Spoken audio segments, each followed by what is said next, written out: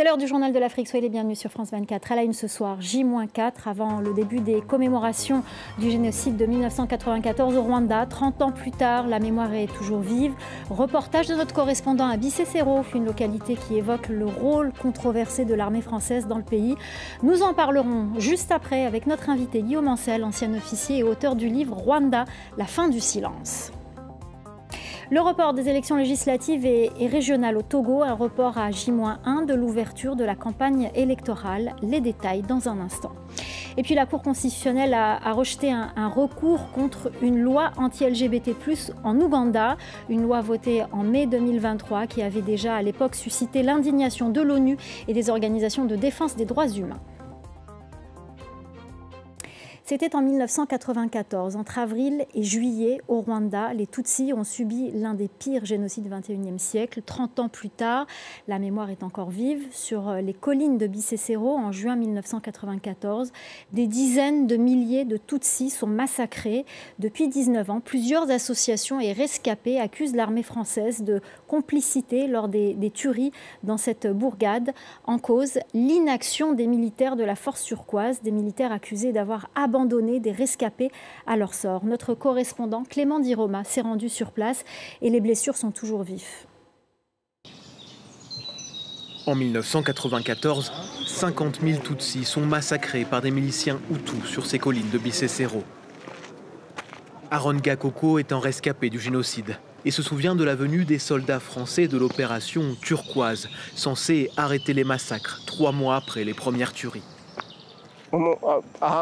Ils sont arrivés là-bas, tout près de chez moi. Nous les avons amenés sur cette colline appelée Kagali pour leur montrer plus de 500 cadavres des gens qui avaient été tués quelques heures auparavant. Puis ils n'ont rien fait. Ils nous ont juste laissés ici. Le 27 juin 1994, sur cette route qui traverse le village, les militaires voient les corps sans vie. Ils promettent alors aux rares survivants de les secourir, puis repartent. Ils ne reviendront que 3 jours plus tard, le 30 juin. Entre-temps, des centaines de Tutsis supplémentaires sont massacrés. Aaron s'est battu pour survivre avec cette faucille. Il garde un souvenir amer des Français. Je ne peux pas témoigner d'une seule bonne action de leur part. Je ne peux vous dire que du mal. Même quand ils étaient stationnés ici, ils ne nous ont pas sauvés. Nous mourions de faim. Ils faisaient semblant de nous protéger, mais ils ne nous ont pas protégés ni aidés. Devant la justice française, des associations accusent l'armée de complicité de génocide pour avoir abandonné des civils. Après un premier non-lieu finalement annulé en appel, le tribunal judiciaire de Paris travaille encore sur ce dossier, 19 ans après son ouverture. Des milliers de dépouilles reposent au mémorial du village. Vincent, survivant lui aussi, n'avait que 7 ans à l'époque et a perdu de nombreux membres de sa famille. Le fait de savoir que les Français étaient là, un grand nombre a quitté les cachettes. Ils nous ont laissés devant le public qui attendait nous tuer. C'est ça qui choque tout le monde ici. Nous les avons vus et nous avons dit plus jamais la mort. Et ils nous ont laissés.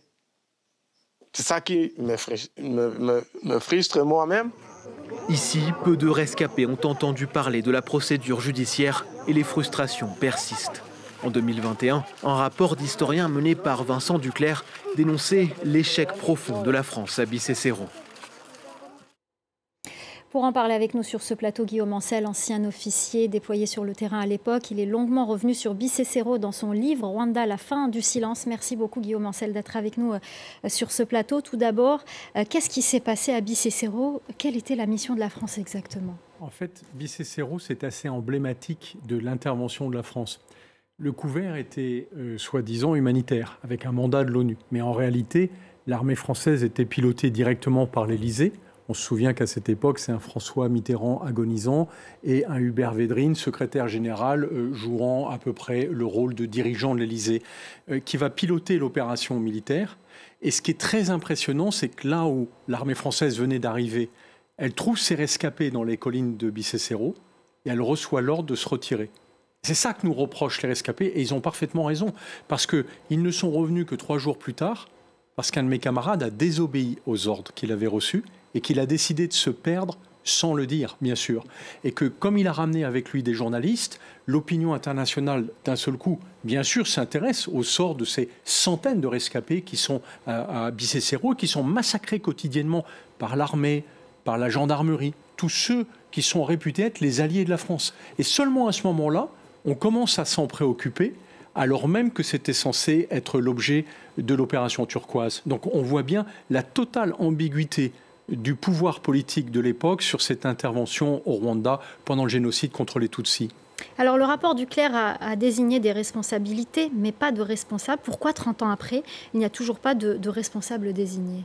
Oui, c'est assez ennuyeux parce que la commission Duclerc, qui a fait un remarquable travail d'historien, qui donc était présidé par Vincent Duclerc, a fait un état des lieux et je dirais rendu une analyse historique qui n'est plus contestée sur, je cite ces mots, la responsabilité accablante de l'Élysée et le désastre français qu'a été notre intervention pendant le génocide. Le seul génocide que nous aurions pu éviter. Et ce n'est pas ce que nous avons fait. Mais ce qui est incompréhensible, c'est que 30 ans après, alors qu'on a reconnu la responsabilité accablante de l'Élysée, il n'y a toujours pas de responsable.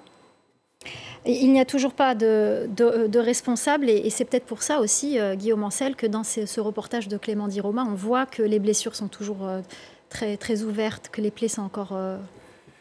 Les blessures sont aussi valables pour les militaires français, comme moi, qui ont été engagés dans cette opération, où on était censé séparer des belligérants, alors qu'en fait, on était en train de protéger la fuite des génocidaires.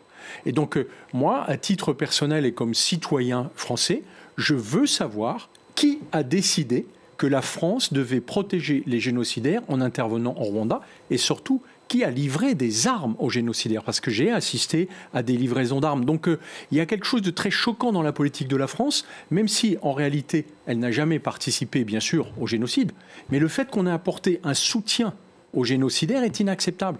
Et ça doit être jugé. Je rappelle que c'est un crime imprescriptible que d'être complice d'un acte de génocide. Alors vous le racontez très bien dans votre livre, des armes ont été confisquées à des génocidaires qui fuyaient vers l'est de la République démocratique du Congo, vers Goma. Et les armes ont été confisquées et finalement elles ont été restituées. C'est ce que vous racontez. Bien sûr, et bien sûr cela n'a pu être fait que sur décision de l'Élysée. Aucun de mes camarades militaires n'aurait pris une telle décision d'aller livrer des armes à ceux-là même qu'on essayait de désarmer. Donc on traverse la frontière et on réinstalle les génocidaires qui s'en vantent. On n'a aucun doute sur le sujet. C'est l'armée rwandaise, ils se vantent devant nous de ne pas avoir terminé de massacrer les Tutsis, mais que si on les aide, ils pourront parvenir à la fin de leur travail. Parce que c'est comme ça qu'ils appellent le génocide. Et on va leur livrer ces armes dans les camps de réfugiés sur lesquels on les a installés et ils vont continuer cette guerre pendant des décennies puisque encore aujourd'hui, l'Est du Congo est toujours en feu. Est-ce qu'il y a une responsabilité de la France dans ce qui se passe justement dans l'Est de la République démocratique du Congo, l'ex-Zaïre? Oui, clairement, ce qui se passe aujourd'hui dans l'Est du Congo, ex-Zaïre, ce sont les métastases de notre action vis-à-vis des génocidaires que nous n'avons jamais pu expliquer ni aux Français ni aux Rwandais. Pourquoi est-ce que nous avons soutenu ces criminels, un crime contre l'humanité? Alors, dernière question, Guillaume Ancel, le rapport Duclerc suffira-t-il à apaiser les tensions, à panser les plaies de ce qui s'est passé à Bicêtre?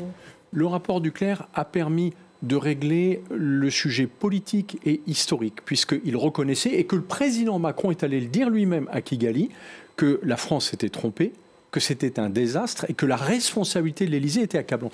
Pour ça, c'est réglé. Ce qui n'est pas réglé, c'est qui est responsable de ce qui s'est passé.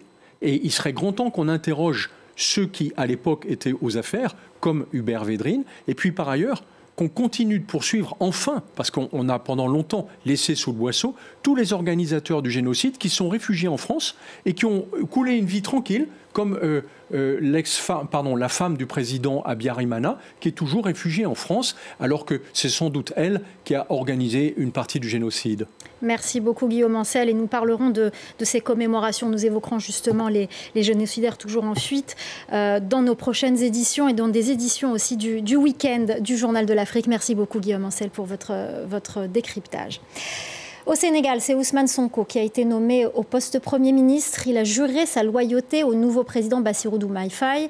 Après avoir rendu possible son avènement, Bassirou Diomaye Faye a logiquement choisi pour chef de gouvernement son mentor. Au Togo, à J-1 de l'ouverture de la campagne électorale pour les législatives et les régionales, le gouvernement annonce pour la deuxième fois le report des scrutins. Une annonce qui intervient 5 jours après la demande du président Faure Gnassingbé au Parlement de refaire une deuxième lecture de la loi qui change la Constitution. Une loi controversée qui a fait passer le pays d'un régime semi-présidentiel à un régime parlementaire. Selon le communiqué des autorités, le bureau de l'Assemblée nationale souhaite disposer de quelques jours pour engager des consultations nationales. Écoutez Gilbert Bawara, ministre de la fonction publique, du travail et du dialogue social. La relecture, ça fait redémarrer le processus en réalité. L'Assemblée nationale prendra son temps, elle va utiliser ses propres procédures. Soit la commission des lois ou une commission spéciale peut être amenée à regarder. Et s'il y a des amendements ou des suggestions venant du commissaire du gouvernement qui peut permettre d'améliorer et de perfectionner le texte. Cette nouvelle attaque au Burkina Faso, au moins 73 morts dans l'est du pays, une attaque revendiquée par le JNIM, organisation terroriste liée à Al-Qaïda. Parmi les victimes, des civils, mais aussi des militaires et des VDS, des volontaires pour la défense de la patrie. En Ouganda, la Cour constitutionnelle a rejeté un recours contre une loi anti-LGBT+, votée en mai 2023. L'Ouganda avait déjà suscité l'indignation de l'ONU et des organisations de défense des droits humains et entraîné des sanctions en raison de ces lois homophobes. Clarisse Fortuné. Le verdict était sans surprise. 5 juges ont donc rejeté le recours contre la loi anti-LGBTQIA+, votée en mai 2023. Pour l'avocat de la défense de cet appel, la déception est grande. La simple question posée à la Cour était de savoir si notre Constitution protégeait chaque Ougandais de la même manière. Et je pense qu'à cet égard, la Cour nous a laissé tomber et a échoué à protéger une partie de notre communauté. Baptisé loi anti-homosexualité 2023, le texte prévoit de lourdes peines contre les personnes ayant des relations homosexuelles et faisant la promotion de l'homosexualité. Le recours déposé appelait à l'annulation du texte pour violation des droits fondamentaux protégés par la Constitution. Mais pour une partie de l'opinion ougandaise, cette loi constitue pour beaucoup un rempart nécessaire contre l'immoralité présumée de l'Occident. Pour nous, l'homosexualité détruit les individus, l'homosexualité détruit les familles, l'homosexualité détruit la société. Les militants des droits de l'homme continueront de faire appel. Prochaine étape, la Cour suprême. Mais le président Yoweri Museveni, qui avait promulgué le texte, a assuré qu'il ne céderait pas aux pressions étrangères pour le faire abroger, considéré comme l'un des plus répressifs au monde contre la communauté LGBTQTIA+. Au Soudan, 3 chaînes de télévision internationales n'ont plus le droit de travailler dans le pays. Il s'agit des médias saoudiens Al Arabiya, Al Hadath et de la chaîne émirati Sky News Arabia. Une nouvelle atteinte à la liberté de la presse dans ce pays en proie à la guerre depuis presque un an. Les explications de notre correspondant régional à Nairobi, Bastien Renouille. Les télévisions concernées ont appris la nouvelle en lisant un communiqué publié par l'agence de presse soudanaise venant du ministère de l'Information. Aucune d'entre elles, affirme-t-elle, n'a reçu de notification officielle affirmant que leurs journalistes ne pouvaient plus travailler au Soudan.